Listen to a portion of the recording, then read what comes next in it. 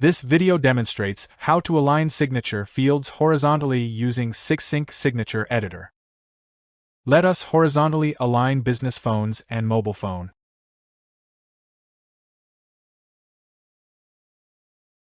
Drag and drop a table component. Drag and drop the labels and fields into the new table.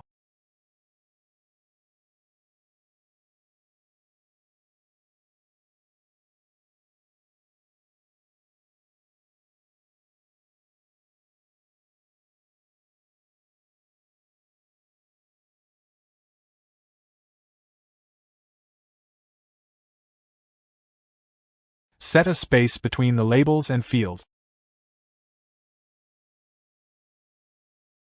Select Insert Text option.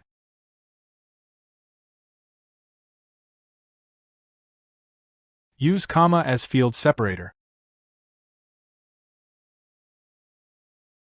Delete the empty rows.